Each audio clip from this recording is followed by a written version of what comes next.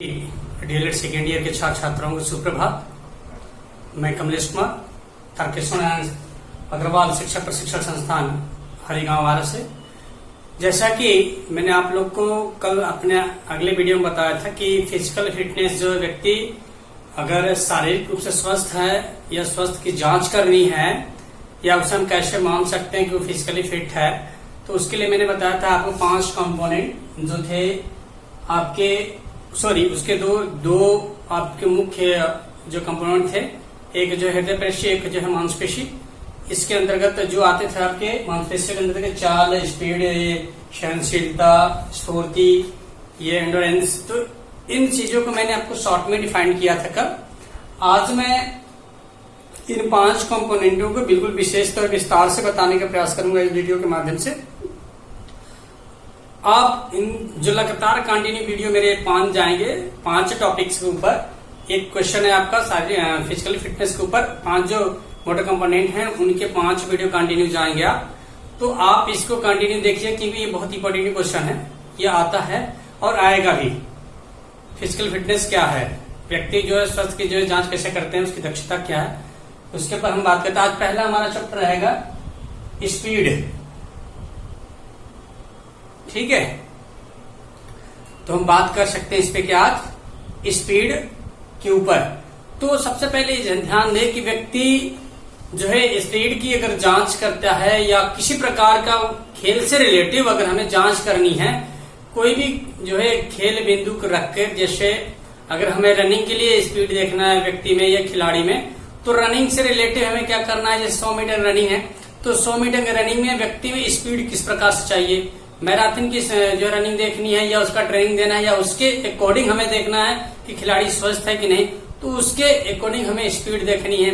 उसके बाद अगर हम ओनली कोड वाली जो देखें या ट्रैक, तो हमने देख लिया 100 मीटर या लॉन्ग रेस या मिडिल रेस। तो ऐसे जो भी अलग अलग रेस होंगे, अलग अलग कैटेगरी की स्पीड उसके अंदर खिलाड़ी के अंदर जांची जाती है, उसके अंदर देखी जाती है, उसके अंदर उसकी मानक बनाई जाती है। लेकिन जब हम कोड ग्राउंड में उतरते हैं, जैसे कबड्डी होगी, कबड्डी में स्पीड कितनी होनी चाहिए प्लेयर के अंदर, फ्लेक्सिबिलिटी कितनी होनी चाहिए, एंड्योरेंस कितनी होनी चाहिए, उसके बाद पावर कितनी होनी चाहिए, ये सारी चीजें हम क्या करते हैं पार्टिसिपेट एक जो है खेल के अकॉर्डिंग हम देखने और गति देखने का प्रयास करते हैं। जैसे अगर हम देख लें कि बास्केटबॉल है, बास्केटबॉल में आपको उसमें फ्लेक्सिबिलिटी भी चाहिए और स्पीड भी चाहिए। उसके बाद उसमें शक्ति, सहनशीलता, श्वसन जो हमारे तंत्र हृदय पेशी तंत्र हैं उनमें भी हमारे अंदर क्षमता चाहिए, उनको भी जो है जो हमारे सांस फूलने लगता है, ऐसे जो क्रियाओं को करते हैं तो हमारे अंदर स्पीड चाहिए। तो ऐसे जो क्रिया करेंगे उनके लिए भी एक अलग स्पीड का मानक होता है। उसके अकॉर्डिंग हम खिलाड़ी में, व्यक्ति में, बच्चों में ढूंढते हैं, खोजने का प्रयास करते हैं कि अगर बास्केटबॉल खेलेगा प्लेयर तो उसमें कितनी स्पीड चाहिए और कितने मिनट का खेला जाए तो उसमें कितने व्यक्ति में चपलता इत्यादि चीजों का जो है कितना समावेश होना चाहिए। तो उस प्रकार से हम उसमें जो है खोजते हैं, ढूंढते हैं या लेने का प्रयास करते हैं, या उसके अकॉर्डिंग हम उसका जो है चयन करने का प्रयास करते हैं। अगर हम देख लें खो खो में, तो खो खो में क्या चाहिए व्यक्ति को, स्पीड तो हाई स्पीड चाहिए। 100 मीटर की जो स्पीडें होती हैं वो उनमें होनी चाहिए। उसके बाद उनमें जो है हाई लेवल का जो फ्लेक्सिबिलिटी होनी चाहिए। तो उसके ये चीजें हमें क्या है हर गेम के इसके अकॉर्डिंग हमें एक्सरसाइज चाहिए, इसके अकॉर्डिंग हमें व्यक्ति में वो स्फूर्ति चाहिए। तो इन तमाम चीजों को हम देखने के अनुसार हमें स्पीड बहुत ही हमारे लिए एक खिलाड़ी के तौर पे बहुत ही महत्वपूर्ण है। तो हम अब स्पीड के बारे में बताने का प्रयास करेंगे कि स्पीड का डिफाइन करना है कि किस प्रकार से कैसे होता है। तो यह अधिकतम आवृत्ति, स्पीड जो गति हमारी है उसका एक छोटा स्वरूप होता है कि यह अधिकतम आवृत्ति है जिस पर किसी व्यक्ति के लिए या एक निश्चित अवधि में दूरी को या दूरी तय करना ही एक जो है स्पीड का रोल है, या व्यक्ति निश्चित समय में किसी कार्य को पूर्ण कर लेता है या कार्य करने की संभव को बनाकर रखता है तो उसे हम स्पीड कहते हैं। या उसके बाद जो हमारी प्रतिक्रिया समय है, जैसे मैंने अभी बताया कि खो खो गेम है, खो खो में अगर व्यक्ति बैठता है और खो देने वाला प्लेयर को खो देता है तो उसकी प्रतिक्रिया क्या होती है, क्विक, मतलब हाई लेवल की होनी चाहिए कि बैठा और तुरंत उठने का प्रयास करे। तो वो प्रतिक्रिया अगर व्यक्ति समय से बिल्कुल एक समय के बिल्कुल एक निश्चित अवधि में अगर उठता है तो उसको भी हम स्पीड कहते हैं। वो चीज डेवलप किस प्रकार से कैसे होगी तो उसके लिए हमें क्या करना है, विशेष प्रशिक्षण की आवश्यकता पड़ती है। जैसे अगर एक एग्जाम्पल देख लें हम कि जो निश्चित अवधि और निश्चित आवृत्ति के समय के अंतर्गत करता है, जैसे कोई अगर फुटबॉल प्लेयर है या कोई फुटबॉल का गोलकीपर है या कोई जो है हॉकी के जो गोलकीपर है या कोई जो है हैंडबॉल का गोलकीपर है, ठीक है। तो ऐसी जगहों पर क्या करना चाहिए कि गोलकीपर को ये चीजें, फुटबॉल के जो गोलकीपर है या अन्य जो गोलकीपर है, उनको इस चीज का ध्यान रखना चाहिए कि जब गेंद गोल में प्रवेश करेगी, गोल पोस्ट में प्रवेश करेगी, तो कितने समय पे वो हमारे पास आएगी और हमारे अंदर कितने समय हम उसके अकॉर्डिंग कितने तेजी से अपने आप को उसमें एडजस्ट, उस समय में अपने आप को समायोजित करते हैं, उसके साथ एक समन्वय बनाते हैं कि जब हमें बॉल हमारी तरफ शूट करके हमारे गोल पोस्ट पर शूट होगी तो हमें उसके अकॉर्डिंग गोल पोस्ट को अंदर रह के उस गेंद को रोकना है या उसका दिशा परिवर्तन करना है उसके ठीक समय पर। अगर हम थोड़ा सा भी समय विपरीत जाते हैं, उससे थोड़ा सा बिल्कुल कुछ पल के लिए अगर रुक जाते हैं, 1 सेकंड के लिए रुकेंगे, तो वो क्या करते हैं, गेंद बिट होकर गोल पोस्ट में अंदर चली जाती है। इसलिए गोलकीपर जो होते हैं उनको स्पीड की बहुत ही जो है महत्व है गेम में। स्पीड, फ्लेक्सिबिलिटी उनके लिए बहुत ही इंपॉर्टेंट है कि वो इस चीज को ध्यान दें कि जिस प्रकार से समय से जितने समय के या जितनी तेजी से गेंदे आएगी उतनी तेजी से हमको भी गेंद में जो है रोकने का प्रयास करेंगे। ठीक है, फुटबॉल से लेकर हो गया। उसके बाद आप देखते हैं दूसरी क्या है कि कोई खिलाड़ी या कोई व्यक्ति या कोई मजदूर या कोई ऐसे कर्मचारी अगर अपना कार्य की जो समय है वह समय होता है जबकि किसी व्यक्ति को कार्य करने में समय जो 60 प्रतिद्वंदी जो 60 अगर लगता है या 60 उसको जो कार्य करने के लिए दिया जाता है पिछली उस समय अवधि के अंतर्गत वो कार्य और तेजी से करता है या उसको ऐसा समय दे दिया जाता है कि आप इस कार्य को 2 दिन में करेंगे। उस कार्य के अकॉर्डिंग उसकी प्रतिक्रिया कितनी क्विक है, कितनी तेज है, उसका जो है सहनशीलता, उसकी जो क्षमताएं है, जो पावर एंड्योरेंस, वो कितनी अधिक तेजी से वर्क करती है। ये 2 दिन का वर्क में पता चलता है कि व्यक्ति 2 दिन में करता है या 1.5 दिन में करता है। हाँ, अब मानक हमने देख लिया कि 2 दिन में ये वर्क पूरा हो सकता है या 2 दिन में नहीं पूरा हो सकता है। अगर उसके अकॉर्डिंग किसी प्रकार के व्यक्ति या व्यवसायिक अगर वर्क करता है तो उससे हम उसके मानक को निकाल लेते हैं, उसके हम जो है एंड्योरेंस, उसके पावर, उसके स्पीड को हम ज्ञात कर लेते हैं। उसके बाद उसके जो उसके कार्य जो रूपरेखा हम देने का प्रयास करते हैं। अब देखते हैं कि इसमें जो और भी भिन्न चीजें क्या आती हैं। जैसे अगर हम देख लें कि प्रशिक्षण के दौरान, अगर हम एजुकेशन में देख लें कि प्रशिक्षण के दौरान हम कैसे व्यक्ति के अंदर स्पीड माप कर दें, तो प्रशिक्षण के माध्यम से हमें ये चीज देखने को मिलता है कि हम बालक को 45 मिनट के अंदर ये प्रशिक्षण देते हैं कि आप विद्यालय में जाएंगे इंटर्नशिप के लिए या टीचिंग प्लान, टीचिंग इस प्रकार की ऐसी होगी, तो 45 मिनट के अंदर हम देखते हैं जो प्रशिक्षण दिए रहते हैं हम प्लेयर को, खिलाड़ी को या एक प्रशिक्षु को, वो 45 मिनट में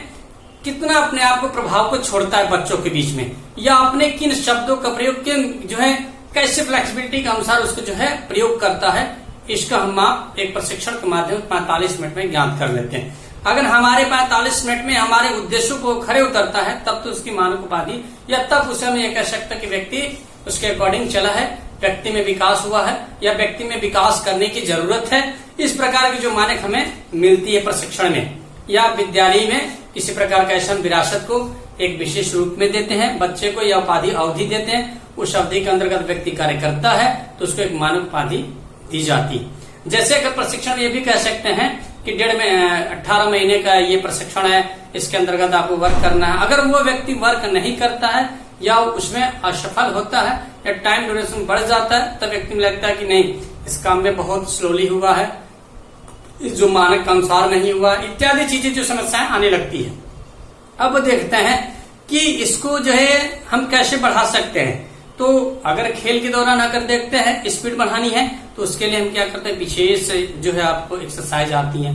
अगर विशेष एक्सरसाइजों में जैसे जिस प्रकार का हमारा 100 मीटर का रेस है तो 100 मीटर के रेस के लिए हमें बहुत से एक्सरसाइजें हैं, उनको हमें प्रयोग करना है। अगर खो खो के लिए तो खो खो के लिए शॉर्ट रनिंग के लिए हमें शॉर्ट ट्रेनिंग लेनी चाहिए, जिगजैग, रस्सी कूद,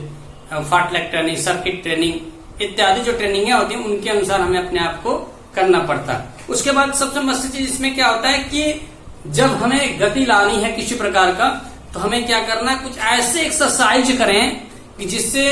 हमें स्थिरता मिले, स्थिरता और बलपूर्वक उस पर त्वरण जो हमारे बलपूर्वक तौर के जैसे निर्भर करता है उसके ऊपर पूरा प्रभाव हमारा जाता है और हम धीरे धीरे अपने आप को पीछे लेते हैं, आगे लेते हैं। इस पे अगर धीरे स्ट्रेचिंग के साथ साथ हम एक्सरसाइज करते हैं तो कहीं ना कहीं हमारे मसल्स, कहीं ना कहीं हमारे अंदर स्पीड आने के जो है महत्व या स्पीड आने की संभावना अधिक होती है। उसके बाद और स्पीड चाहिए उसके बाद, तो आपको क्या करना है, कुछ अस्थमा से संबंधित कुछ जो है हार्ट बीट जो बढ़ने वाले एक्सरसाइज होते हैं उनको भी आपको करने का प्रयास करना चाहिए। जैसे रस्सी कूद, इसमें क्या स्पीड आपकी बढ़ेगी लेकिन आपका जो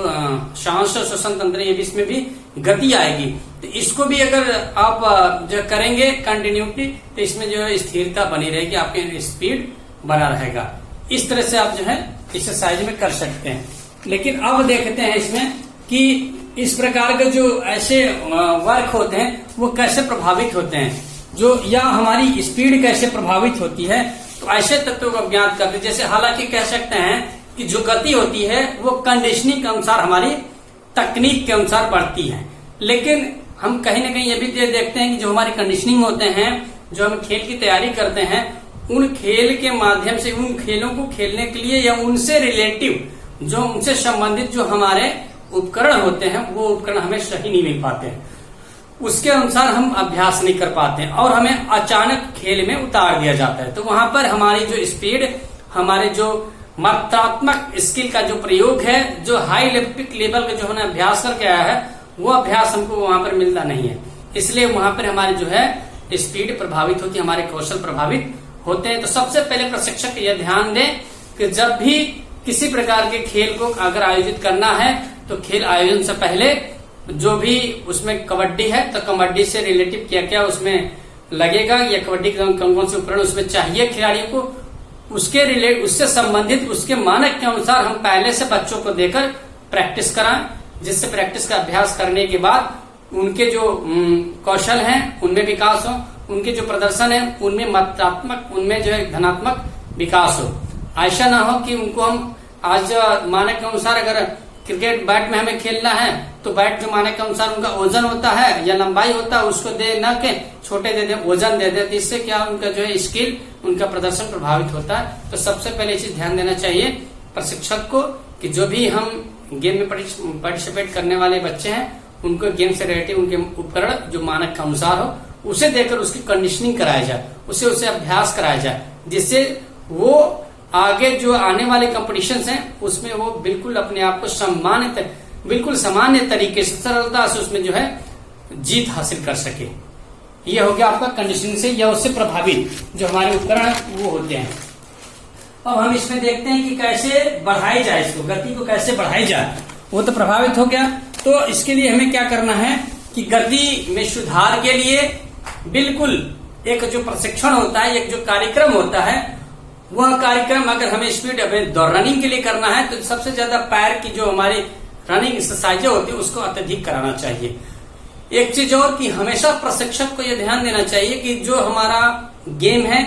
उससे संबंधित ही हमें कंडीशनिंग करानी चाहिए, उससे संबंधित ही जो हमारे एक्सरसाइज है उनको कराना, कि ओरल एक्सरसाइज हमें नहीं करानी चाहिए। हमें अगर जो है 100 मीटर की रेस करनी है तो 100 मीटर की ही कंडीशनिंग कराएं, 100 मीटर स्पीड से ही रिलेटिव हमें एक्सरसाइज कराएं, न कि हमें मैराथन वाली एक्सरसाइज कराएं, न कि हमें मिडिल रेस जो 3000 है या हडल रेस है उसका एक्सरसाइज न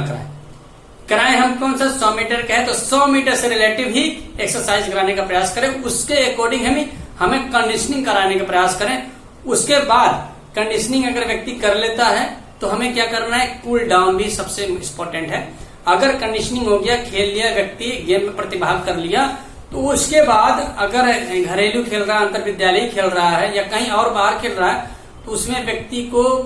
कूल डाउन जो एक्सरसाइजें होती हैं वो सबसे मस्ट होती हैं। नहीं तो आपको कभी कभी आपने देखा होगा, सुना होगा कि जो बिगनर होते हैं, जो नए प्लेयर होते हैं, जिनको पता नहीं होता खेल में क्या कैसे करना है, वो अचानक अगर कंडीशनिंग करके अगर नहीं कंडीशनिंग करने फिर भी उतर जाते हैं तो देखेंगे या सुनेंगे उनके मुख से कि हमें सुबह में बहुत परेशानी हुआ, उठने में, जागने में, मेरे पूरे शरीर में पेन हो रहा है, इत्यादि चीजों, बुखार आ गया या थकावट हो गया। तो ऐसी समस्याएं आती हैं। तो कोई व्यक्ति ऐसा करता है कि अपने आप को खेलने से पहले कंडीशनिंग कर लेता है, खेल के अकॉर्डिंग अपने बॉडी को ढालने का प्रयास करता है। ये भी अगर करके अगर व्यक्ति खेलता है, खेलने का प्रयास करता है, तो कहीं न कहीं उसको जो कूल डाउन करना भी अनिवार्य है। जितना उसको कंडीशनिंग अनिवार्य है उतना उसको कूल डाउन भी अनिवार्य है। अगर कूल डाउन नहीं करता है, खेलने के बाद बैठ जाता है या घर चले जाता है या किसी प्रकार का आराम करने लगता है, तो वहां पर उसका हेमस्ट्रिंग या मसल्स जो फाइबर रहते हैं वो फटने के चांसेस या उसमें सूजन होने के चांसेस ज्यादा हो जाते हैं। उसमें जो फ्लेक्सिबिलिटी आनी चाहिए वो फ्लेक्सिबिलिटी नहीं आती है।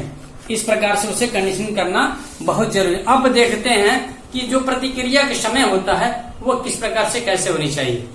प्रतिक्रिया समय समय पर एक सापेक्षिक बिल्कुल अंतराल है। बिल्कुल इसे प्रतिक्रिया जो हमें खिलाड़ी से लेना है या खिलाड़ी हमको जो प्रतिक्रिया देता है उसके लिए हमें क्या कुछ समय निर्धारित किया जाता है। बच्चों को कुछ गेम से रिलेटेड जो भी